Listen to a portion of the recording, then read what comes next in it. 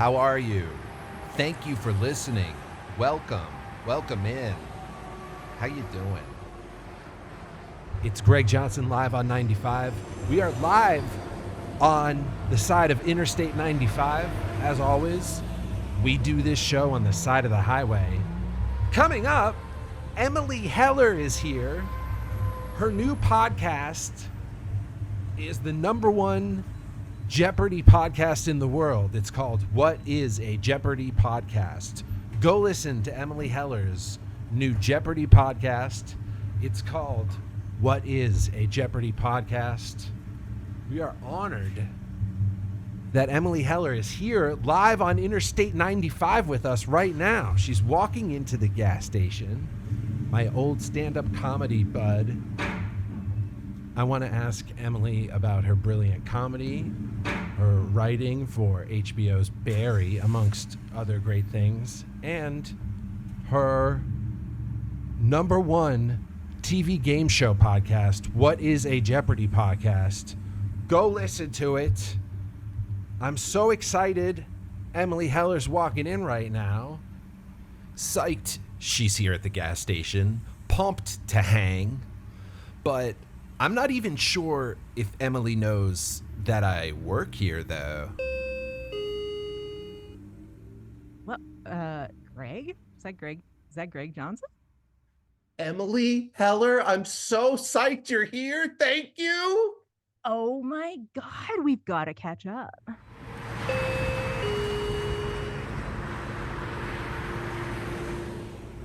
Emily, thank you so much for being here. Live with me at work at the gas station. I don't want to catch you off guard. Anything you say I can edit later. I can edit. This is not a kill piece. Do you edit a lot? Do you edit a lot? It's not my favorite thing to do, and I've only done about 25 of these episodes, but yes, sometimes I'll listen back and edit. That's very good of you.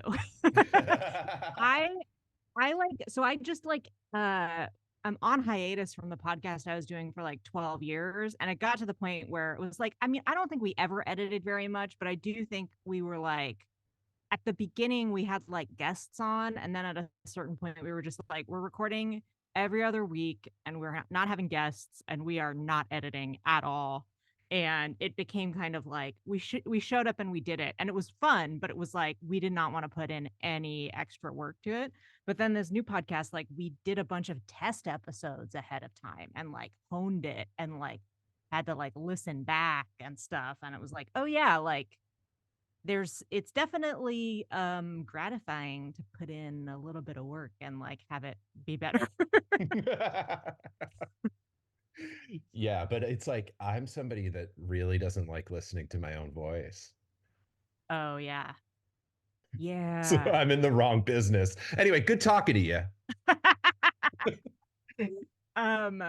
I was briefly an actor on a television show shortly after I moved to LA. Like I came out here for a writing job and then like I was also just I guess like going on auditions occasionally, but it wasn't like a thing I was really trying to do.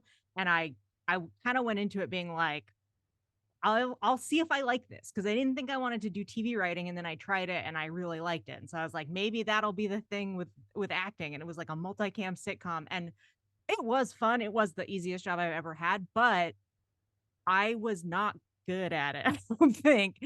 And at one point, like a couple episodes in, they basically took me aside and were like, we need you to watch back the footage of what you're doing because you are not looking at your co-stars in the face when you're talking to them. And it was Is that a problem? so apparently it made me look very weird. Did you then go watch yourself and think, oh my gosh, they're right?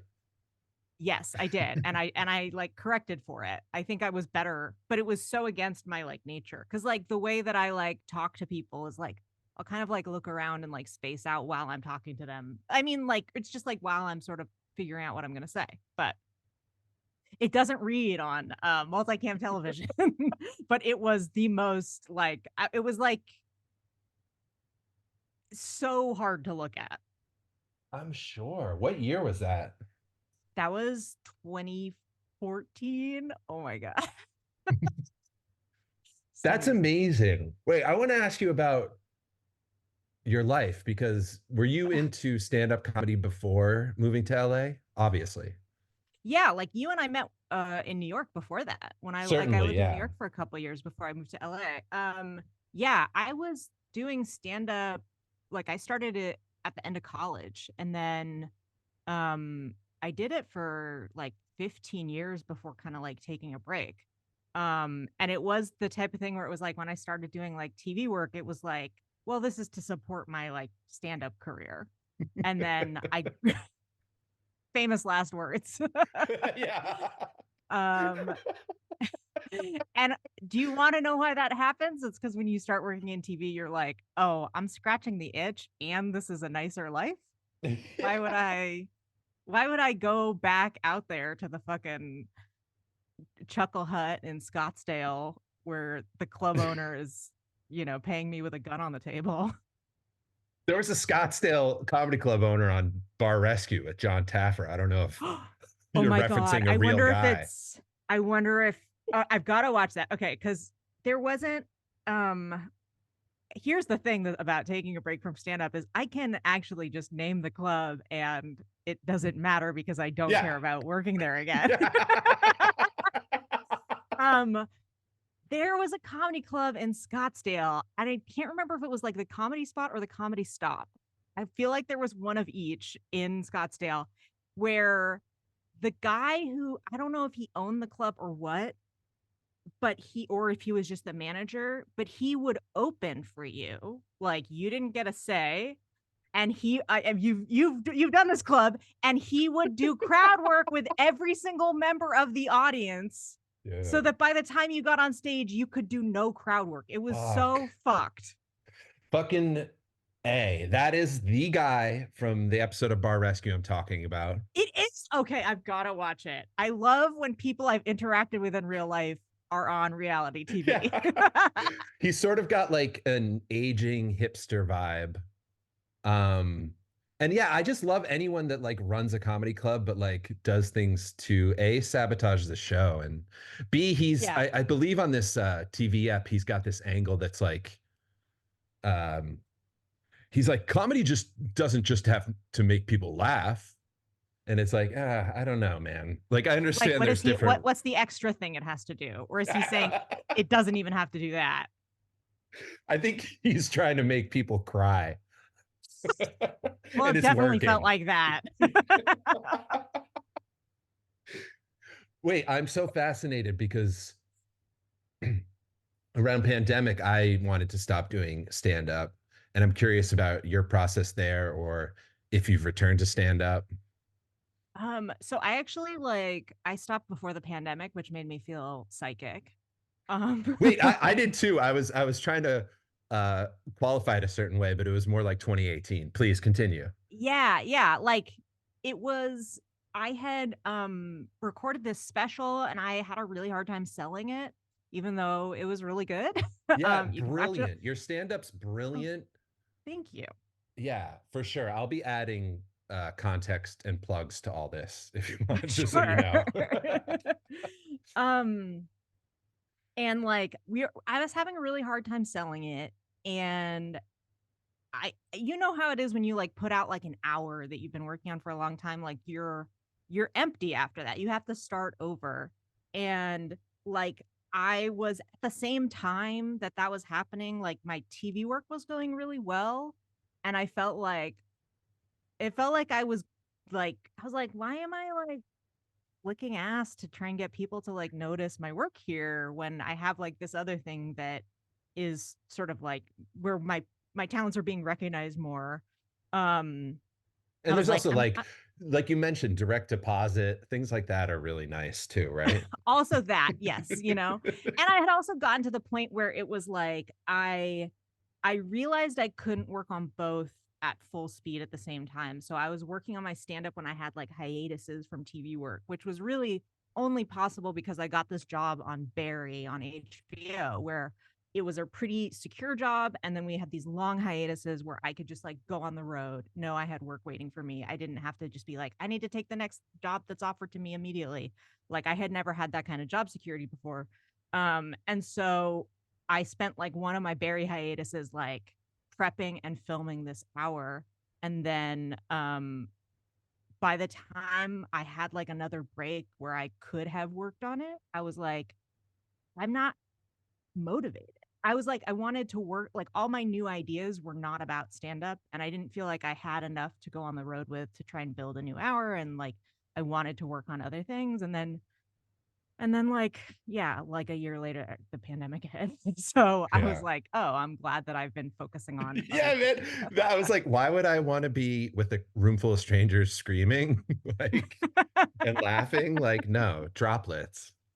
Yeah, droplets for sure, man. I was like, I don't want to do this enough for I was like, even if I Fuck had an yeah. hour that I was stoked on, I probably wouldn't be out there. But Yeah, um man. And also like not to get too deep into it, but I feel like there was a turning point 4 or 5 years ago where things got sort of toxic and I mean, that was a big political. part of it too. I mean, that was a thing too. Okay, another big shift was I went on the road in like 2017. That was like when I was like building my hour. And That was a turning point it, year. it was a big vibe shift where I feel like before that, like to say the least, I think before that, I was kind of like, oh, I can win anyone over. You know what I mean? Like, I was like, any audience, I felt okay about that challenge. And then after that, I was a little bit like, fuck you, bitch. I don't care about winning you over. You don't deserve to have me make you laugh. Like, my Mhm. humanity is not something you get to decide on.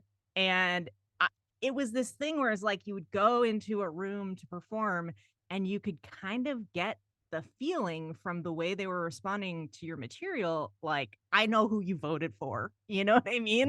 And Yeah. like, it was weird because it was like, oh, there's a bunch of people who are not terrified right now. And I feel weird performing for them and trying to make them like me right now.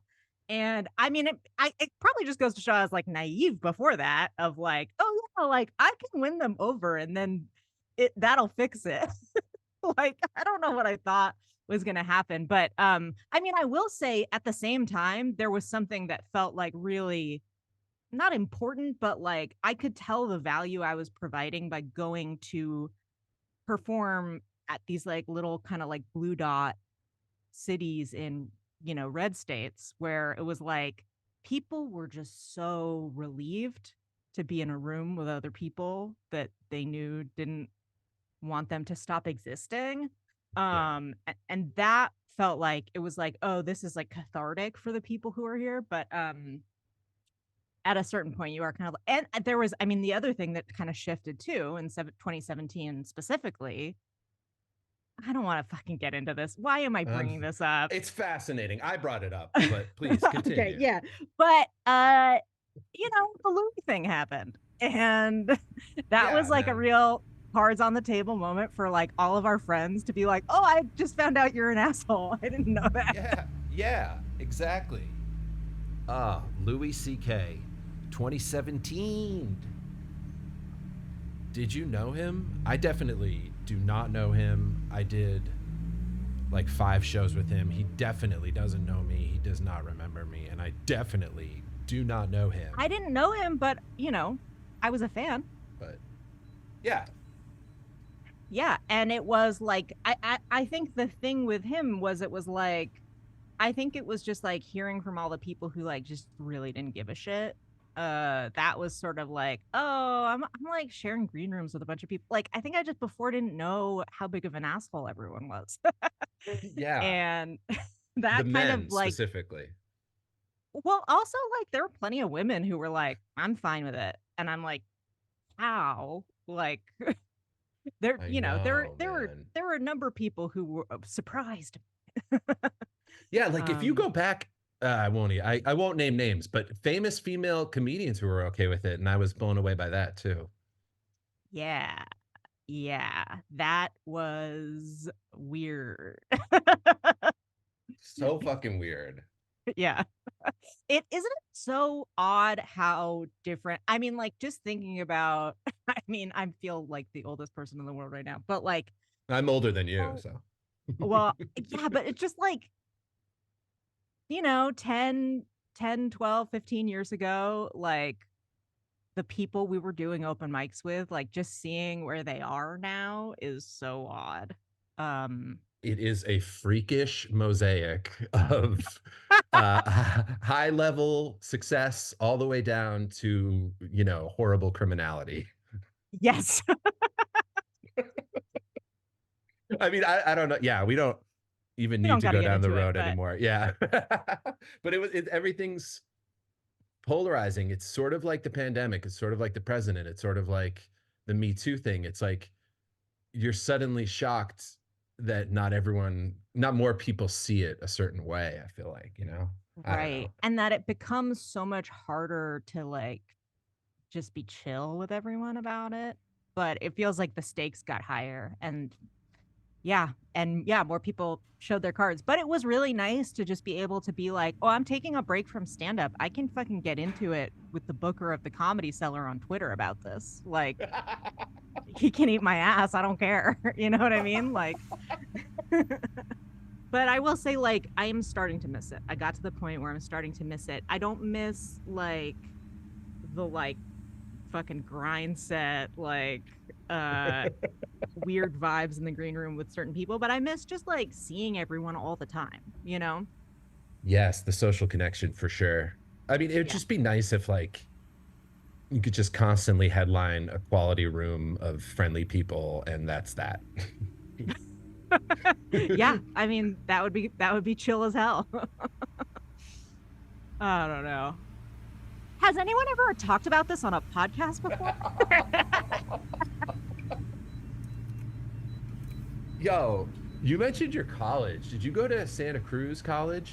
Yeah, baby. Freaking, I love that Santa Cruz vibe. Like, aren't you from the Bay Area? Like, I'm from the Bay Area, yes, and I went to is UC that the Santa Cruz. coolest place to grow up? I think so. I don't know if it still is, but it was when I was there. It definitely felt like, yeah, this is a cool place. And Santa Cruz too was just like there were a lot of really cool people in Santa Cruz. Like Santa Cruz is like 100% subculture almost. Like at least it was when I was there. I don't know what it's like now. I have like gone back to visit and I like talked to one of my old professors and she was like, it's different. She had like 1,000 yard stare because like something shifted in the UC system where there's just like so much more money in the Bay Area now. And she was Mm, like, it's gotten to a point where like UC Santa Cruz has the highest average parental income of any school in the UC system, which it mm, didn't that didn't used to be the case. But it's like gotten as like UCLA and Berkeley have gotten more competitive, like UC Santa Cruz has become the sort of like hub for like very rich kids who are pissed off they didn't get into Berkeley and UCLA and they're like very entitled. And I realize it like every person my age thinks kids are entitled. I don't think that that's like a new thing or anything. I think it's just like there's a weird wealth concentration that has affected that school disproportionately. And she was like, kids are coming to me and like arguing about their grades much more when they've done terribly, where they're just like, I showed up so I should get an A, oh man. which is weird. But yeah, I never I thought don't that. yeah, I never thought that at all. I was I was like, good call. Good call on the C. it's like you caught me. That was how I felt Yeah. whenever I got a bad grade.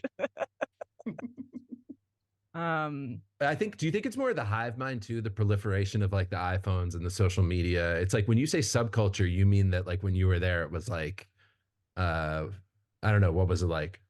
I guess just because like there was no real like uh dominant kind of like mainstream culture. Like it was just like a lot of weirdos went to UC Santa Cruz, and then they would like there were enough weirdos that they could then sort of like separate into their hyper specific little like weirdo cliques of like very specific, like it wasn't just like all of the freaks lumped together in one pile. It was like you have your anarcho primitivists over here, and you have your like Sick. mods over here, and then the sort of like crunchy co-op types over here. But then like, it was all it just felt like it got kind of even weirdly sort of um like more separated in a way because of that, because it was like you can find your exact fucking people there. um which is like kind of, like kind of cool, because it was just like there were a bunch of different flavors of freak there when I was there, and that was pretty fun. I feel like I didn't know exactly where I was supposed to be in that, but I got to kind of like be friends with people from a bunch of different, types of little like subcultures. And um yeah, that was cool. That's amazing. I'm wondering how that Wait, led where are you you in. from? Oh, I'm from Massachusetts. Why do you talk like you're from San Diego? Oh, bro. I'm like, Emily, thank you so much. That is the highest compliment. I wish I was from like Redondo Beach, but It's probably for the best that you aren't. you come from an extremely creative family, am I That's right? true. You Did are that lead correct. you to, were you kind of like headed towards stand-up comedy from a young age, or were you like writing and painting and different stuff?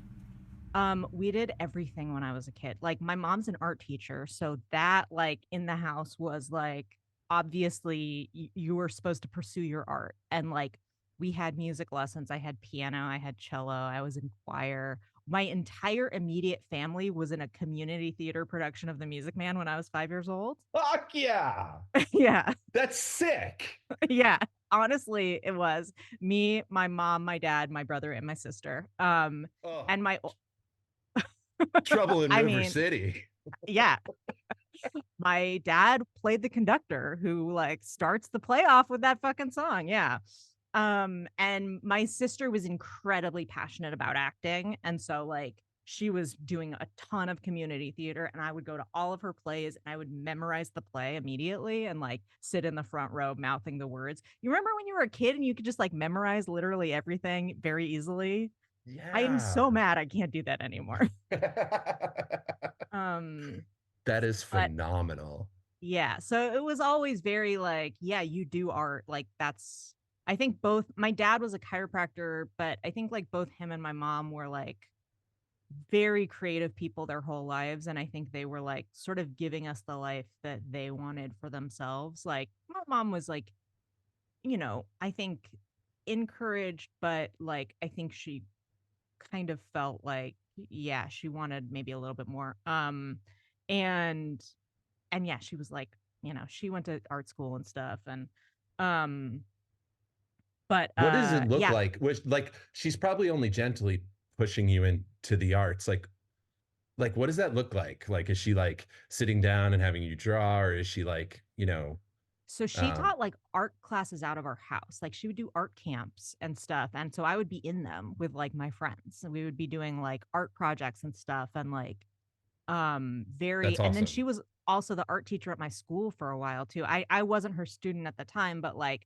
she was always like encouraging me. Like if it was Halloween, we were making my costume. And like that was like that was the vibe in the house for sure. And they were just like all the art supplies you could ever want were in the house. And um so we were like very much encouraged to do that, and we were very much encouraged to do theater and everything else that we wanted. She was like they were very gentle with me at the point where it was like they let me quit cello, and I don't think they should have. I think they should have made me keep doing it for a while, because when I was an adult, my sister was like, "You were really good at cello," and I was like, "No one told me that." I just didn't like my teacher, and so I quit. And they let me quit. And I was like, man, I could be so good at cello right now if they had just been like a little bit meaner to me. But I guess it's fine. But You're like, I could be in the Rock and Roll Hall of Fame right now. I had that with saxophone. I quit. I had to stop sax when I was like 13. And my folks are like, you were like a prodigy. I'm like, okay, first of all, no. And second of all, I don't know. I don't know. I mean, you want me to pick it back up? I don't know where it's going to take me, I, but okay. do you think you have any muscle memory for it? I tried to, yeah, I mean, I sort of do, but it's probably only like, 15 to 20%. Yeah, like the Saints will go marching in, but that's probably it. How'd you know? So you really looked up to your sister. What about, like, it says online that you may have introduced your sister to the book that she made her first movie about. I Is did. there, I certainly did. Yeah. what about that moment do you like find? I mean, because that's sort of like probably like an intersection of, you turning her onto something and then her making something brilliant. Yeah, I mean, I was honestly kind of surprised that she cared about that book as much as she did because I think that there was like because she's 6 years older than me. So my sister is Marielle Heller, she's a film director, and her first film was an adaptation of the graphic novel Diary of a Teenage Girl by Phoebe Gloeckner. And I had just Thank you read so that. much. It's so pro that you give the context. And I think it was at first maybe a play, which then she brought to the big screen and movie, Right, right? yeah. She adapted it as a play that she starred in and then she eventually decided to make it a film. And so that's like how she made her transition from being an actor to being a director, which is now like the area in which she's had the most success and she's spoken about in the best company in that way. And Yeah. I mean, she's it's very freaking brilliant. Like Emily, like A Beautiful Day in the Neighborhood and Can You Ever yes. Forgive Me? Like these movies I find brilliant personally. I just wanted to put that I out mean, they there. are brilliant. They're very, Yeah. very good movies. And Diary of Yeah, a Teenage Girl was great too. And like, for sure. um, but so I had always been into like the alternative like comics scene. Like in high school, my friend Chelsea and I used to go to the Alternative Press Expo every year and like stock up on zines and stuff and like got really into that. And so like Love it. Diary of a Teenage Girl was I had read it that year and like I didn't know really what it was like. I because I was like in college at the time, I realized that like that was when like my sister and her husband, who were like a bit older than me, were starting to be like, "Hey, what's cool?" Like, and so I was like, "I'll just give people stuff I like because I'm younger." You know what I mean? And so, but because my sister's so much older than me, I think I like was a little bit I was too young to know what was going on with her when she was coming of age. Like in high school, I was like, and so that is a book about being in high school and about sexuality and stuff like that. And so there was just stuff that she connected to in it in a way that I didn't anticipate, I think. And things that she just sort of found that because her experience was just very different from mine in high school. Cause I just was like, I just had a much less mature high school experience, I think, than she did. But I don't want to speak for her on that. But yeah, she really connected with it and in a way that surprised me. And then she was just sort of like doggedly pursued the adaptation. Like she had to be so persistent to make that happen in a way that I was incredibly like impressed and daunted by. And I feel like there were multiple points during it where she was like, "Should I do this?" And I was like, "Dude, I don't know. That seems really hard." And then she did it, like Oh yeah. she and I are built pretty different. Because you must have, you know, dozens of movies that you've thought about making, I would imagine. And have not. Oh, okay. I'm sorry. No, I mean like I've thought about it and then I don't do it, Like Right. Because I will speaking say to your like sister's like effort or yeah, I mean, you have to move yeah. mountains to get them made, right? And you do and you have to be so confident in your vision, I think. I think that's another difference too about like how we approach things creatively is like I am a much more sort of like honestly kind of conservative in terms of how I pursue projects where I'm like I really want to feel like I know what the fuck I'm doing before I put myself out there doing something where I'm like I want to be I wanted to be really good at stand up before I moved to New York, and I wanted to have a job before I moved to LA.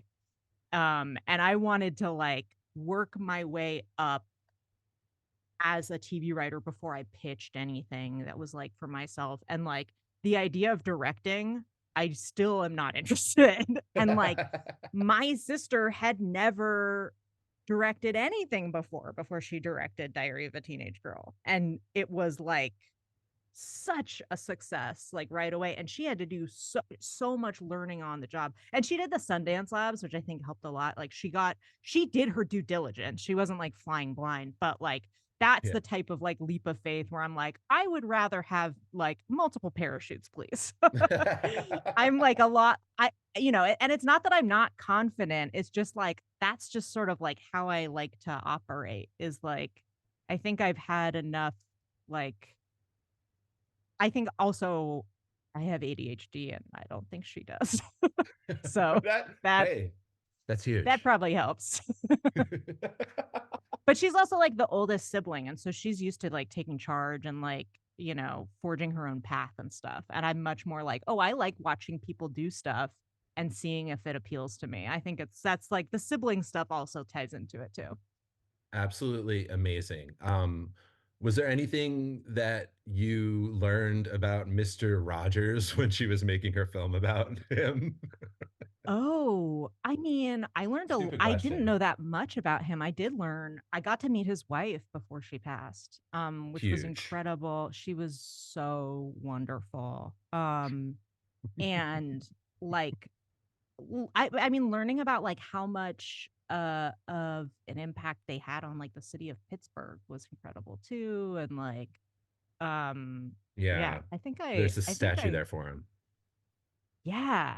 And they shot the film in Pittsburgh too. And so like I went to visit after they had like wrapped with Tom Hanks. So it was just like I just got to see the like they were shooting the overhead of the like replica of the like Brilliant. mini. Yeah. So cool. The attention to Um detail seemed extra fierce. yes, yeah. I mean, that was one of those projects too where it was like, oh, there's eyes on this in a way where like she had to really step up her game for, I think, like, making sure she did that justice. And I think she did a Mm, really good job. Yeah. fuck yeah. But the Um, can you ever forgive me was brilliant before that, right? yeah. Oh, Yeah. yeah. That was also, yeah. I think because it was like a story that less people were familiar with, like maybe there was slightly less pressure on like really making sure you get it right. But yeah, Can You Ever Forgive Me was great too. I didn't get to go to set for that, but like she was sort of like building her career at the kind of the same time that I was doing mine. And so it was like we were on these like separate tracks in the same industry in a way that felt like, oh yeah, I was really like deep in my own shit when she was doing that stuff too. But yeah, no, I mean she's so talented. I'm really happy for all of the success that she's had. Yes. But bringing it back to you, Yes. more about Emily. Can we First of all, thank you again please? for being here. I can't. We've barely scratched the surface, and I already have to rush to the ending here. I want to talk about Yeah. your Jeopardy podcast. Oh yeah, let's do it. Oh, but We I can. want to talk about. I wanted to talk about a few other things. I can rapid fire Yeah. you later. You were in the I don't. Lazy Sunday video. Oh yeah. I What don't know about if it? you. I don't know if like. Okay, I feel that like was the. once a year, someone's like, "Holy shit, is that you?" That's great. I was wondering, yeah, because that Okay. was the first. I want to say viral video. Now, I know a lot of people claim the first viral video. It was certainly the first SNL viral video. I'm just saying, I remember going to work at an office the next day and people were like, let's watch this crazy video from last night. So it was a very sort of like overnight thing, right? What Oh was your yeah, experience there? because it was also like 3 months or something after YouTube kind of like started. Like it was very in like intertwined with the history of YouTube. And it was like the first big, and it was also I think the first time like SNL, like they had initially put it online under the Just the Lonely Island YouTube channel, and then SNL after that started putting things up on their own channel because they kind Right, of because had it was to. like it was a time where SNL might have been like fiercely fighting against having anything show up on YouTube, and then Right. Lazy Sunday was like, "Oh no, this is what we need to do." Yes, it absolutely changed the course of SNL. And so I was in college. Yorma Taccone is my brother-in-law. He's married to my sister. They had literally just moved to New York because he got the job on SNL and writing for SNL. And And how thrilling is that? Did you all grow oh up my in the God. Bay Area together? They met in No. college at UCLA. But then yeah, they had been together since they were in college, like since, and so I had known Yorma since I was like 15, and that was like he got the job when I was like, I don't know, 20, That's 21 or exciting, something. right? Yeah. It was incredible. And like I remember watching him get the phone call because we were on like a family road trip and he got the call and he walks out to the parking lot and we're like in a restaurant and like I just see him getting the call and like jumping up and down and just being so stoked. It was like incredible. And I love so it. the first time I went to New York to visit my sister was the week that they were filming Lazy Sunday. Oh my And gosh. That was your first bro week in New York ever?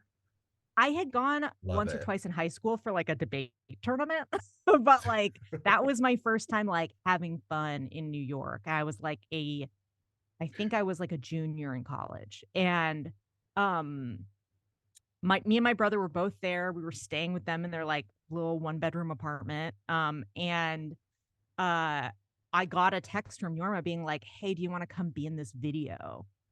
Like, we just like need someone to be in this video that we're shooting for the show." And I was like, yeah, I do. Of course I do. I'm kind of Um, busy. yeah.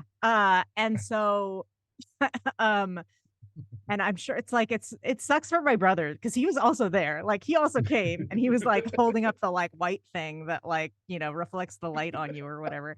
Um, No, but man, it needed you. It wouldn't have done what it did if it was your brother. It needed you, I Emily. really made that video. But yeah, had no idea it was gonna be anything. I was very excited, but when I tell you I was a celebrity at UC Santa Cruz after that.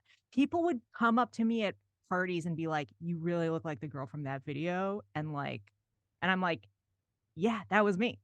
And people were like, "Oh my God, I heard she went here." Like, that's so crazy. Like this, and that I tells love you that.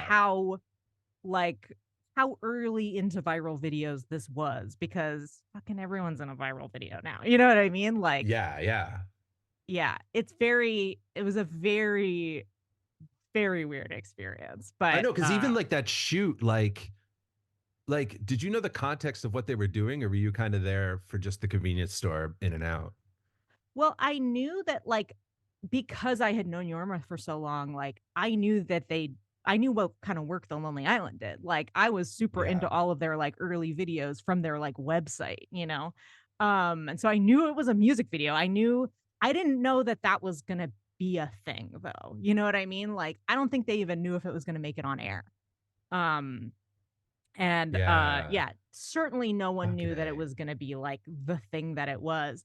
But Yeah. because like at that point I had a Google News alert for Yorma's name.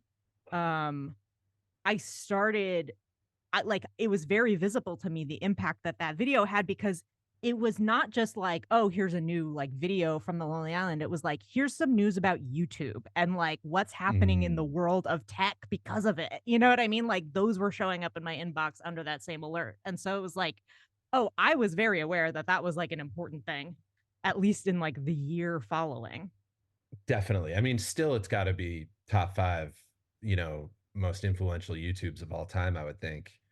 Um, Yeah, it's very weird. My hair looks so bad in it. I don't think so. That's so funny how actors just look at their hair. Like you're in the most popular video of all time, and you're like, "Don't look at my hair." And you're like, "Oh God, I could have worn anything or done anything. Like, what was I doing?" Was That Yorma like directing? He obviously directed it. Or go ahead. What were you going to say? I think Akiva directed it. Okay. Yeah, but yeah, I mean, it was like the deep, like mid aughts, like those like deep side parts that was just like had a chokehold on us. You know what I mean? It's perfect. Your performance is flawless. Weren't those Thank you. guys in the Lonely Island like? Didn't they make a video once and they were beating each other up and then like Kiefer Sutherland like stopped his car and like broke up the fight or something before So SNL? he like pulls his car over. Yeah, they were like shooting a something for like a pilot they were making, I think. And Kiefer Sutherland pulled like one of them was dressed up like an old lady and they were like someone was like beating her up and taking her purse and they were shooting it from across the street and Kiefer Sutherland like pulled his car over and was like, "Hey, what are you doing?" And then when Kiefer Sutherland was like on a late night show telling that story, like in Kiefer Sutherland's version of the story, he got out of the car and he broke up the fight. But Oh, like that's funny. in the footage, I don't think he does that. Oh, that's great. God bless them all. Um, it's okay. So I also have to talk to you briefly about Barry. Barry is brilliant. You said you wrote for other shows before Barry. Yeah. Um, uh, uh, let's talk about Barry. How did that come about? And I kind of want to know like how it changed from season to season because the story changes, and I was wondering if it was fluid or if the sort of like the arches were planned out. It's interesting because like so I worked on the first 3 seasons. I didn't work on the final season. Okay, I'm sorry. Yeah. No, it's okay. I mean, and so it's like I can't speak to that. But I had worked on like a bunch of different types of shows before that. I had worked on like broad multicam sitcoms. I had worked on some like cable streamer type like shows. Like I worked on People of Earth. Like that was like my last job before Barry. And Yes. then but I had started on like network sitcoms and um I kind of went into that job being like, I don't know if this is for me because I was like, this feels like a show for boys. Yeah. um, Yeah. and but it was one of those things where it was like everyone was like, you have to take this job. Well, yeah, and I had met Bill before, like he was at my sister's wedding. Yeah. And And does I Bill Hader have a does he have I've heard that he has a love for true crime. Maybe Barry was kind of born from that. Who knows? oh, We can't you even know what? speculate. Can't I think like I don't want to speak for Bill. I'm trying to remember if he talked about true crime that much. Like, he's definitely like a film buff in a way that I am not. Like, he's very much like he wanted to be a director, and I feel like all of the other stuff he did on the way was sort of like, oh, I would rather be directing. And yeah, so like it was definitely unlike a lot of other shows that I worked on because we would come in and he would have like he and Alec Berg, who was like the co-showrunner with him, they would have like an idea of what they wanted the season to be about, like a general sort of like theme, and they would have some of the beats worked out already. They would have kind of like an idea, and we would talk about it as a room and try and like talk about what we how we thought different stories could fit into it or things like that. And so every season it was kind of like this is about something else. Like season 1 was kind of like Pinocchio. It was like I want to be a real boy. And then like season 2 was kind of like can I change? And then season 3 was sort of like I can't change. And those were sort of like the ideas that like they were kind of exploring. And I think kind of as it went on, I sort of felt less like season 3 I was like, oh, I think people can change. It was kind of harder for me to write on season 3 because I was like, I don't think I agree with what we're saying here. um Interesting. yeah, I had like yeah, and but it was also like Was that a deep existential crisis for you? to be like, oh, can I mean, I think I also at that point was like, because I started getting other offers of like, oh, you work on Barry, do you want to develop this property like as like the writer? And it would be stuff that was like so fucking dark. And I was like, I felt like I was kind of like the comic relief in the Barry room because I would just be Mm. like saying stupid shit to break up log jams, and like that show was like way darker than anything I would come up with on my own, you know what I mean? And so I think I also started to realize that I was like, I think I need to do something very different than this so that people don't think that this is who I am as a writer, because like Mm, I'm very proud of the work I did on that show. And I do it's think brilliant. like I think I can also like there are things where I'm like, oh, I can take credit for that, and I can take credit for like certain jokes and stuff like that. But like ultimately, like I didn't want that to be like the thing that people think of as like the type of writing that I do. Because I was like, oh, I don't want to make like another show about like a A very dark serial killer. crime, Yeah. like I like because I also during one of the Barry hiatuses I worked on Medical Police, which was like the children's hospital spinoff, which is truly one of the dumbest shows I've ever worked on, and it was so fun. I think it's a great show. It had the unfortunate fate of being a show about a pandemic that was released in January of 2020. And Oh my like, God. yeah, it's a show about a global pandemic. And Oh it came my out in God. January of 2020. And so like even if word of mouth had started to spread, no one wanted to watch it, even though it was like very stupid. Oh my God. But I Amazing. still think it's great. I think it's very funny. I got to write my first sex scene ever for it, and Go, Emily. they shot it almost exactly as I had written, and it was very gratifying. Wow. Were there intimacy coordinators on set? I Or was wasn't it on not set. that type of scene? I don't think so. The scene that I wrote, it was like the characters are hiding out in Bhutan, and so they're outside in the snow, and they're wearing these big parkas, and they like zip their parkas together into like a sleeping bag so that they're both inside, and then they like pull their arms inside the sleeves so you don't see anything. So I don't know if they had an intimacy coordinator for that scene or not, but I don't know if they needed one because I think they were probably fully clothed also. Amazing. I'm gonna Um, watch that show as soon as we're done. I'm gonna binge. It's it's amazing. very, very stupid, and it was very fun to work on. Yeah, so I mean, it's interesting because like I haven't worked on Barry since before the pandemic. So Oh. it also feels like because just the way that that took so long to get on the air, it feels like such a distant memory in some ways. But Oh yeah. yeah. How much of your desire to, kind of push forth comedy while working on such a dark show manifested itself in your pranks at award ceremonies? Well, that was very much because I was like, I am probably not going to get to come back here. I was like, I'm not going to work on a show like this again. And I'm not going to get to go to the Emmys again. And so I was like, I really was like, I have to treat this like this is the only time I am ever going to be on this Oh red my carpet. God. And I have to do. And part of it came out of like a conversation with like Guy Branum, because Guy was like, comment, like comedy writers or like TV writers do not get noticed on the red carpet unless you do something very outrageous. And like Oh my God. you You took it have to as a make dare. he was like, you have to make it a moment if you're gonna like even bother. And I was like, you're right. um He's convincing. yeah. And I think it was like we were sitting, I don't know if he was there for this conversation, but I was talking to like Dave Thomason, who's a comic who he worked on At Midnight for a long time, and now he's working on the new After Midnight. And he's like one of my old friends from the Bay Area. We would do stand up together there.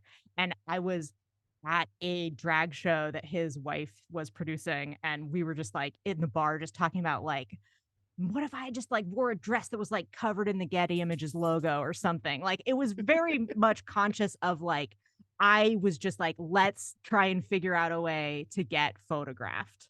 Like that was definitely the goal. And I'm someone who like I would take like stupid photos for my like school photo when it was like I was in high school and stuff like that. Like I was no stranger to that kind of a thing. Like that was very it was very like on brand for me. And then once I did it once and it like blew up. So what happened was I made a custom purse with the Getty Images logo, and I held it like approximately where I thought the logo would be, and I walked the red carpet, and like it it definitely like blew up way bigger than I thought it would, which is very exciting for me. And then after that, when we got nominated again, everyone was like, well, what are you going to do now? And I was like, fuck, okay, now there's an expectation. And so then it became a thing where I was like, I have to actually, I was thinking about it like for a year. I was just like, oh God, what am I going to do? The year after that was when I did the the green screen suit. I was like, I knew I wasn't gonna have time because like one of my oldest childhood friend was getting married the day before, so I was gonna be flying back in the morning of. I wasn't gonna be able to like go early and walk the red carpet, so I wore a green screen suit and made a fake step and repeat that said the Emily's and took photos and had people like Photoshop outfits on me Amazing. so I could be like, you can say you dressed me for the Emmys. And then the year after that, which was like my last one, my last Emmys for Barry because I had only worked on 3 seasons. I had a I worked with a stylist and I had my outfit designed custom and I had um the guy who made my outfit made a fake piece of toilet paper stuck to my shoe that was like couture couture toilet paper. It was like he found the perfect like quilted white fabric and he cut it and just he perforated it in the right way and like it Amazing. had just like a little strap that attached to my boot and he made a kick me sign that I wore on my back. And that was excellent. And I slipped the toilet paper on and then I like took it off and put it in my purse and like I think I still have it somewhere. And then that was like kind of the end, but then there was like sort of a surprise thing that happened at the WGA Awards, which was and at this point it's been like 2 years since I worked on Barry and I was not thinking anything else was going to happen, but like at the WGA Awards, um that's one of those shows where it's like none of the EPs ever showed up for that. It was always just like a couple of us, like just like me and my friend would go. Like it was not a lot of Barry representation there. So we didn't even fill up a full table. So they had sat us with Mike White and his entourage for White Lotus. No, White Lotus. Oh God. Yeah. And it was like, oh, and White Lotus was about to clean the fuck up and we knew it. And so Yeah, like they have to get up every 5 minutes to get an award. yes. And so there has been a camera pointed at our table the entire time we're sitting there. And it's not a televised ceremony. The camera is just for like the screen in there. I think it might have been live streamed or something, but like it wasn't televised. And so the camera's just pointed at the table and the whole time we're like, "Oh my God, we got to get on that fucking camera." And inadvertently, like when Mike White won for the White Lotus, he starts talking. He's like in his speech and he starts talking about Enlightened. And I just started cheering because I fucking loved Enlightened. Love like, Enlightened. And he was like, that show genuinely, I used to, when I was trying to write my first pilot that got me hired on my first TV writing job, I would get stuck in this like, writer's block and I would get in the bath and I would watch Enlightened and it would make me feel so inspired that I would figure stuff out for the story. I love and it. So it's like that show in a way was like so instrumental to my career taking the path that it did. And so when he's like, and I made this show Enlightened that nobody watched, I like lost my mind clapping. But the camera guy, because I was sitting at the table with him, assumed, oh, this is a very important person to Mike White. And like cuts to me and I just start like shoving bread in my mouth and waving and acting like it's normal. And everyone in the room lost their minds. And Mike White had no idea what was going on because he could not see that I was on screen. We have never spoken. He does not know who I am. But it was like one of those things where I was like, the universe gave me my last little like, award show scamp moment. And it was That's so nice. absolutely brilliant. I didn't even know it was all spontaneous. I thought maybe you bribed. Oh my God, multiple people were like, I thought that was planned, but truly it was just like my friend was like, oh my God, you're on screen. And I saw it and I had the roll in my mouth. And I just knew that I was like, oh, this will be funny if I shove the roll in my mouth. Because I was also, the food was so bad and the rolls were the only thing that was edible. So I was just like, at that point, someone else at our table had left and had not eaten their roll. And so I had grabbed it. I was like, I am housing this thing now. That's so awesome. Oh my God. Wait, rolled. I didn't think I was going to ask you about this, but Enlightened, Barry, your pilot, whatever it was at the time. Yeah. I feel like there's so much comedy now that I feel like comedy now can't exist without like a serious side. Like we watch comedies, but it has to be like poignant or dramatic in addition to being Ugh, funny. Like, yeah, yeah, so I I'm tired love of it. that you scoff. Like, what does that look like in, let's say, the writer's room of Barry? And I don't mean to, like, you don't even have to talk about the Barry experience, but like, is there like ratios or things people talk about where we say like, oh, well, we have to make them cry and then laugh and then be stressed out? Like, or is it just kind of more natural in that?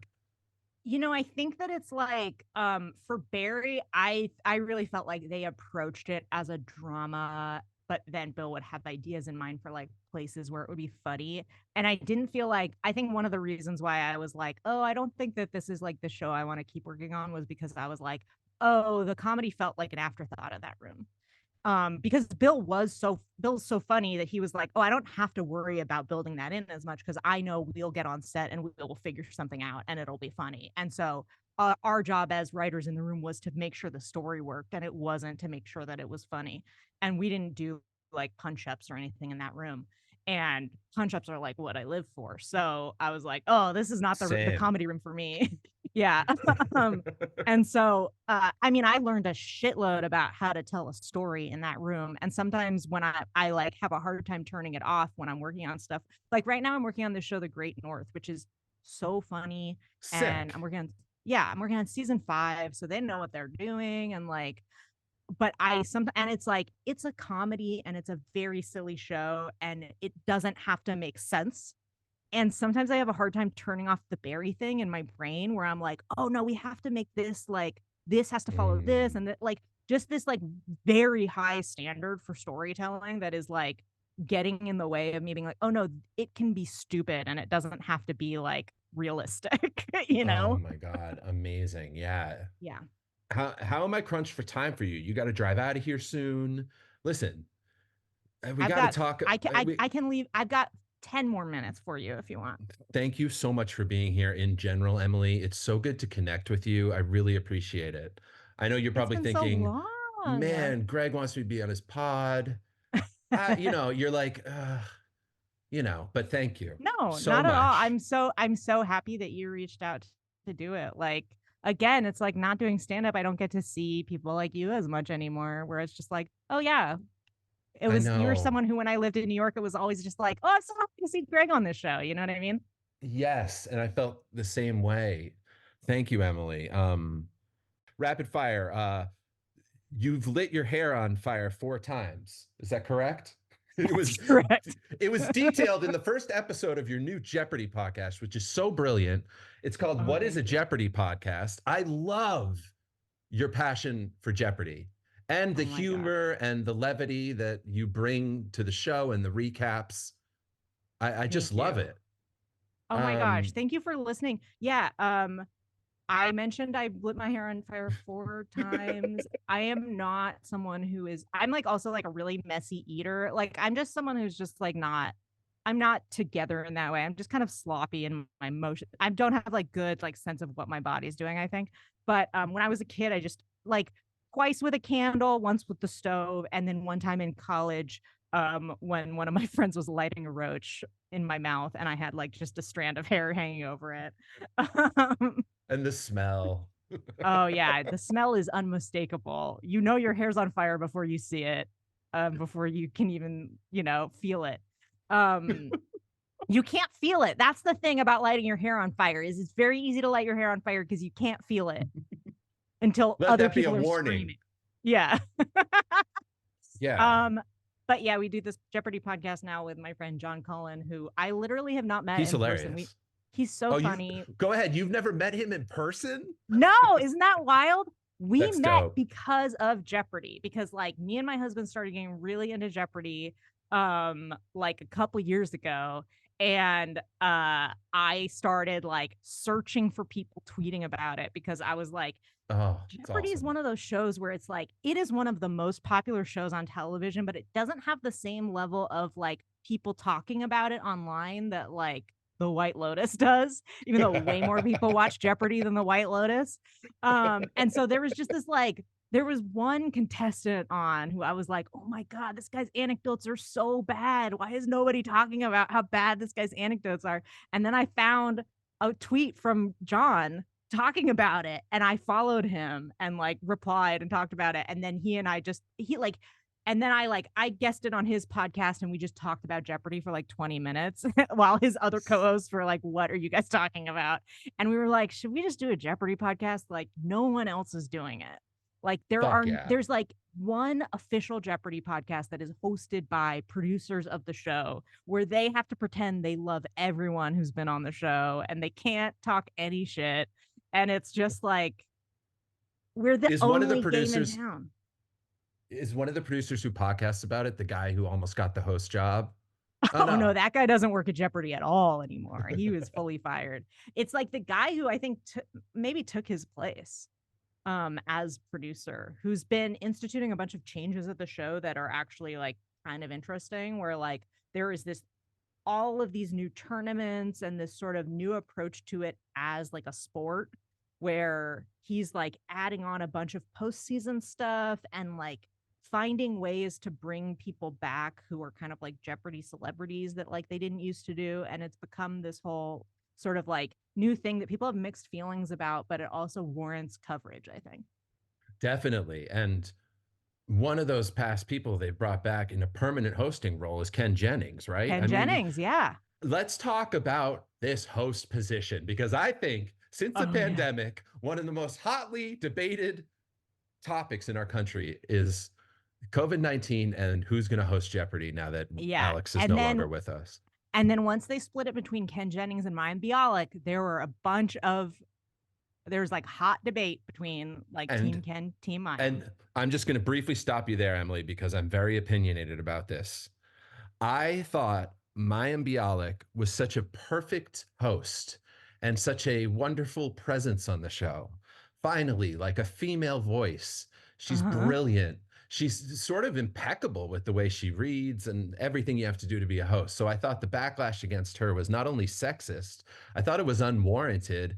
And I think that Ken Jennings, and granted, you may have entirely different opinions, but I think Ken Jennings, he tries to be too clever. He adds these editorial comments almost every round, where it's just like it's something that Trebek really was great at. But when it's coming from Ken Jennings, I feel like it feels more condescending. Now, what are your opinions on the Jeopardy hosts? And also, I may have talked us out of time, so that's fine too. No, I will quickly respond to that, because I will not let that stand. Ken Jennings is so good at the job. I have been to a taping when he was hosting, and he is no teleprompter. He is off the cuff. He is so quick. I do think his jokes are funny, and they're funny in the way that Jeopardy jokes need to be funny. And here is my beef with Mayim. I think she was perfectly fine at the job, but she was so slow that you would not finish the game boards very often when she was hosting. There would be that's unread legitimate clues. beef. Yes, there would be unread clues.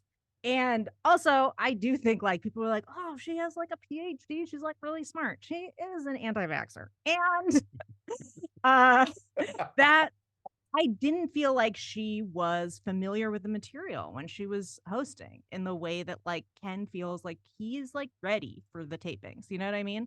And I do think Ken is like a dork. But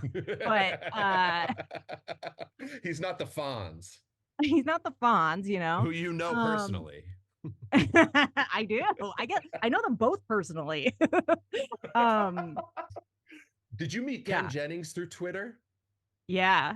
And he invited me to do a taping before we did the podcast. I don't know if he knows about the podcast, and I don't know if he'd have a problem with it. He might, but I bet he loves it. I wonder if he listens. I would give so much money to find out his real opinions about these contestants. My God. And he will never tell me. Oh my God. Well, he listens to this pod, so I'm sure he knows about your pod. Yeah. Well. Wait, so you have to go? Yeah. Which I understand, and I'm so grateful that you've been here, and thank you. We could talk about Jeopardy all day, though. I mean, we really could. Are you a current watcher? I watched, so to prepare for this interview, which I was so excited for, thank you. Yeah. This is going to make you laugh. I watched the most basic bitch entryway into current Jeopardy, which is the recent celebrity tournament. Oh, the celebrity tournament. Oh my God. Did that not have the highest highs and the lowest lows of I know. Jeopardy? What were your thoughts on Celebrity Jeopardy? Who are your favorite Celebrity Jeopardy contestants? So obviously, like, big Ike Barinholtz fan now, and his performance in the regular Tournament of Champions, like, really blew me the fuck away. And I ran into him on the picket line when I knew he had accepted the invitation. I was like, man, you're gonna get smoked. Like, and then he really fucking showed up and did it. And he was like not even necessarily like the only player in the Celebrity Jeopardy tournament that I thought could have done it.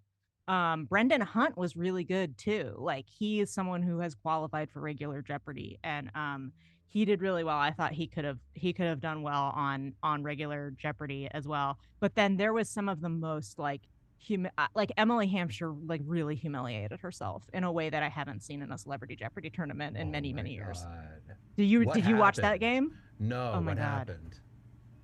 She just I tanked. can't even describe it. It was just some of the most baffling responses you could have ever heard, and just the most fear I've ever seen in someone's eyes on that stage. Like, just like I you gotta watch it. You gotta watch her game. I'm gonna leave here and watch it. You will lose your mind being like, what? Who told her this was a good idea to agree to go on this show? Yeah, sometimes it is really fun to watch people bomb. I really want to. I haven't been able to watch, but like notoriously the worst ever Celebrity Jeopardy players are Wolf Blitzer, who ended like massively in the red, and Eartha Kitt was apparently the worst to have ever played, and her game I don't think is online anywhere, and I'm dying to see it. Because Eartha Kitt, I love Eartha Kitt so much, but like, what did she do on that stage? We got to go to the Haley Center and try to rent out the VHS tape of it. Hit the microfiche.